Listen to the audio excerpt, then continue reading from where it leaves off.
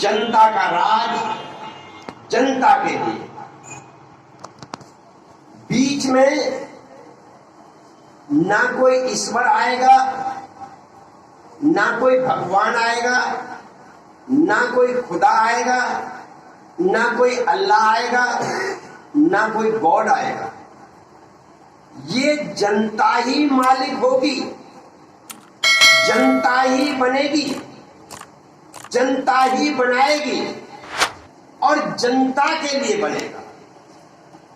सारी पावर बाबा साहब ने इस देश के उन गरीब लोगों के हाथ में दे दी जो रोटी कपड़ा मकान के लिए परेशान हैं, कि अगर आप लोगों ने इस लोकतंत्र का इस्तेमाल किया और समझे तो फिर किसी के सामने हाथ फैलाने की जरूरत नहीं पड़ेगी। One man one vote one value. जब देश आजाद हो रहा था तो ये गांधी, नेहरू, कांग्रेस के लोग चिल्ला चिल्ला करके संविधान सभा में ये हल्ला काट रहे थे कि अनपढ़ लोगों को वोट का अधिकार नहीं होना चाहिए, मुसलमानों को वोट का अधिकार नहीं होना चाहिए, इनका अलग पाकिस्तान बन चुका है, महिलाओं को वोट का अधिकार नहीं होना चाहिए, जो टैक्स दे सकते हैं उनको वोट का अधिकार होना चाहिए। लेकिन बाबा साहब डॉक्टर अम्बेडकर ने जोरदार विरोध किया। संविधान सभा में कहा कि नेहरू जी एंड कंपनी के लोगों, कांग्रेस के लोगों, आप साफ साफ क्यों नहीं कहना चाहते कि हम इस देश के शूद्रों को, एससी, एसटी, ओबीसी के लोगों को, नाई, गलिया, कुमार, धीमर, अहीर, गुजर, लोधी, जाट, जाटव, वाल्मीकि, नमो शूद्रा, चंडाल, हम इनको वोट का अधिकार देना नहीं चाहते। अरे तुमने इनको पढ़ने कब दिया था? जो इनमें हाई स्कूल या मैट्रिक पास होंगे, तुमने तो लिख दिया मनुस्मृति में।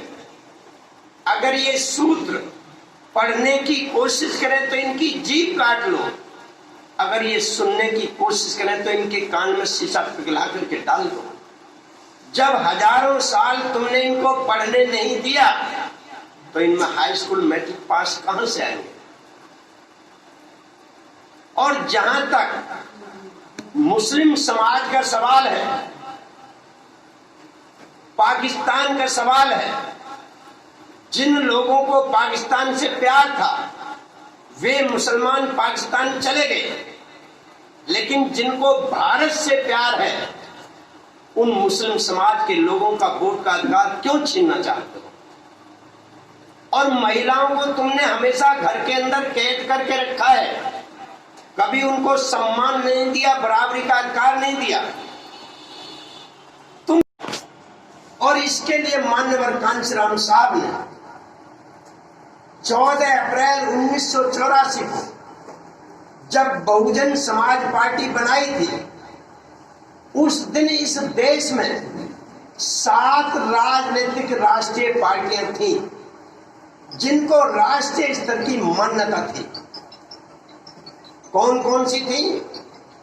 Number 1 Congress I, number 2 Congress S, number 3 Janata Party, number 4 Bharatiya Janata Party, number 5 Lokdal, number 6 communist party, number 7 मार्क्सवादी कम्युनिस्ट पार्टी। इन 7 पार्टियों को राष्ट्रीय स्तर की मान्यता थी। अब इनके अध्यक्ष कौन थे उस समय? ध्यान से सुनना। कांग्रेस आई की अध्यक्षा श्रीमती इंदिरा गांधी थी, ब्राह्मण। कांग्रेस एस के अध्यक्ष केपी उन्नी कृष्णन थे, ब्राह्मण। जनता पार्टी के अध्यक्ष सुब्रमण्यम स्वामी थे, ब्राह्मण। भारतीय जनता पार्टी के अध्यक्ष LK आडवाणी थे, ब्राह्मण। लोकदल के अध्यक्ष HN बहुगुणा थे, ब्राह्मण। कम्युनिस्ट पार्टी के अध्यक्ष EMS नंबूद्रीपाद थे, ब्राह्मण। मार्क्सवादी कम्युनिस्ट पार्टी के अध्यक्ष ज्योति बसु थे, ब्राह्मण। कहने का मतलब सातों की सातों राष्ट्रीय पार्टियों के अध्यक्ष ब्राह्मण। दो किसको वोट दोगे? जिसको भी दोगे CM और PM तो वही बनेंगे, कभी तुम्हारा नंबर नहीं आएगा। एक उदाहरण से आपके समझ में आसानी से बात आ जाएगी। एक गांव में कुश्तियों का दंगल हो रहा था। वहां की मैनेजमेंट कमेटी ने घोषणा की, जो पहलवान कुश्ती जीतेगा उसे हमें एक बकरा इनाम में देंगे। और बकरा अखाड़े के पास बांधकर खड़ा कर दिया, दिखा दिया ये बकरा है, जो पहलवान जीतेगा उसे हम ये इनाम में देंगे। पहला पहलवान आता है, नीचे से मिट्टी उठाता है, माथे से लगाता है और कहता है, यदि मैं आज इस कुश्ती को जीत गया तो मैं इस बकरे की बलि चढ़ाऊंगा शाम को। उसके बाद दूसरा पहलवान आता है, वो भी मिट्टी छूकर यही कहता है, अगर मैं इस कुश्ती को जीत गया तो आज शाम को इस बकरे की बलि चढ़ाऊंगा। बकरा दोनों पहलवानों की बात सुन रहा था। बकरे ने सोचा, चाहे तो ये पहलवान जीते और चाहे ये पहलवान जीते, चाहे कांग्रेस का पहलवान जीते, चाहे बीजेपी का जीते, चाहे TMC का जीते, तेरी तो शाम को बलि चढ़नी ही चढ़नी है।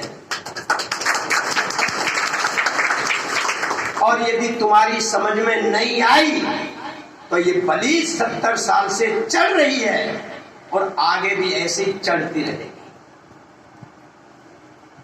अगर बलि से बचना चाहते हो तो आप लोगों को इस राजनीतिक क्षेत्र में इस राजनीति को समझने का प्रयास करना पड़ेगा। राजनीति है क्या? राज करने की नीति को राजनीति कहते हैं।